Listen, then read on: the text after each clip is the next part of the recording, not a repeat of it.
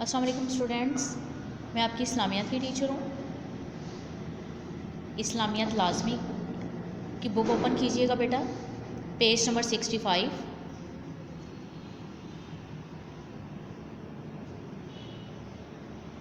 آج کا جو ہمارا ٹاپک ہے وہ ہے مصارف زکوٰۃ۔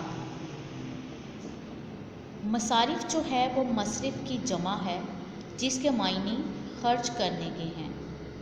مصارف زکوٰۃ سے مراد ہے کہ زکوٰۃ کی رقم کہاں کہاں اور کن لوگوں پر خرچ کی جائے۔ زکوٰۃ کا مصرف خود اللہ تعالیٰ نے قرآن پاک میں بیان کر دیا ہے۔ سورۃ توبہ میں ارشاد ہوتا ہے، زکوٰۃ تو غریبوں، مسکینوں، زکوٰۃ کے محکمے میں کام کرنے والوں اور ان لوگوں کے لیے ہے جن کے دلوں کو اسلام کی طرف جوڑنا ہے، اور گردن چھڑانے میں، غلاموں کو آزاد کرانے میں، قرض داروں اللہ کی راہ میں اور مسافروں کے سلسلے میں، یہ اللہ کی طرف سے ٹھہرایا ہوا عمل ہے اور اللہ جاننے والا، حکمت والا ہے۔ اس آیت کی روشنی میں مصارف زکوٰۃ بیان کیے گئے ہیں جو کہ 8 ہیں۔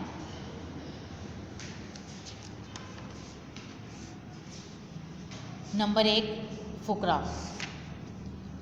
فقراء وہ لوگ ہیں جو اپنی ضروریات کے سلسلے میں دوسروں کے محتاج ہوں اور دوسروں کے سامنے دست سوال کرنے پر مجبور ہو جائیں۔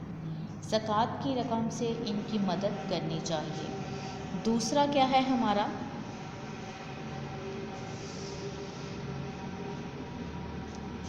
پہلا پوائنٹ تھا فقراء، دوسرا ہے مساکین۔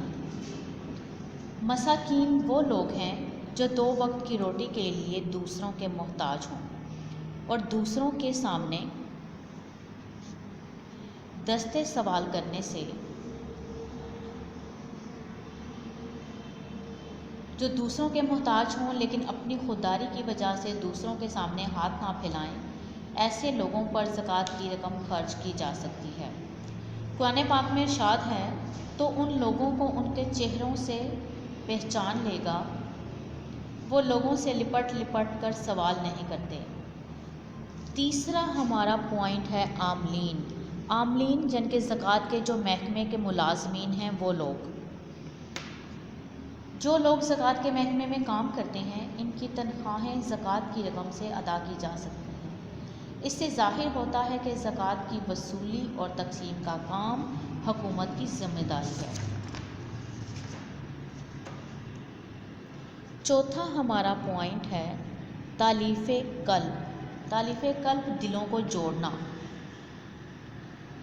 اس کی 3 صورتیں ہیں۔ نمبر 1، جو لوگ نئے دائرہ اسلام میں داخل ہوئے ہوں، انہیں اسلام پر قائم رکھنے کے لیے زکوٰۃ کی رقم خرچ کرنا۔ دوسرا، غیر مسلموں کو اسلام کی طرف مائل کرنے کے لیے زکوٰۃ کی رقم خرچ کرنا۔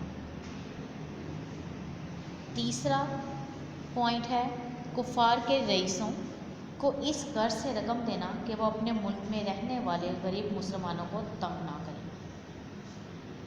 چوتھا ہمارا پوائنٹ ہے 5واں، غارمین، قرض دار۔ اب قرض دار کون ہیں؟ جو لوگ قرض کے بوجھ تلے دبے ہوئے ہیں اور کسی طرح اپنا قرض ادا نہیں کر سکتے، تو زکوٰۃ کی رقم سے ان کا قرض ادا کیا جا سکتا ہے۔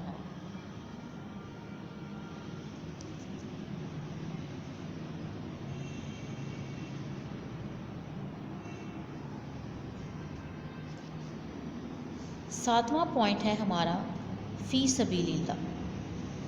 فی سبیل اللہ یعنی کہ اللہ تعالیٰ کی راہ میں اسلام میں 2 طرح کے لوگ شامل ہیں۔ ایک وہ جو جہاد پر جا رہے ہوں اور ان کے لیے اسلحہ کا اور باقی چیزوں کا جو انتظام کیا جاتا ہے وہ زکوٰۃ کی رقم سے کیا جا سکتا ہے، اور دوسرا حج پر جانے والے لوگوں کے پاس اگر ذات راہ کم ہے تو زکوٰۃ کی رقم سے اس کا بندوبست کیا جا سکتا ہے۔ 8واں پوائنٹ ہے ہمارا ابن السبیل یعنی کہ مسافر۔ کسی مسافر کا سفر کے دوران مال گم ہو جائے اور وہ اپنی منزل پر نہ پہنچ سکتا ہو، خواہ وہ اپنے ملک میں کتنا ہی امیر کیوں نہ ہو، زکوٰۃ کی رقم دے کر اسے اس کی منزل تک پہنچایا جا سکتا ہے۔ زکوٰۃ دیتے وقت سب سے پہلے اپنے قریبی رشتہ داروں کا خیال رکھنا چاہیے، اس کے بعد دوسرے ضرورت مند لوگوں کو تلاش کر کے زکوٰۃ کی رقم خرچ کی جائے۔ آج کا جو ہمارا ٹاپک تھا مصارف زکوٰۃ، مصارف زکوٰۃ، اور اس کے ہمارے 8 پوائنٹ تھے۔ یہ ہمارا ٹاپک ہو رہا ہے کلوز، آپ نے اسے لرن کرنا ہے۔ اوکے اسٹوڈنٹس، اپنا بہت خیال رکھیے گا۔ اللہ حافظ۔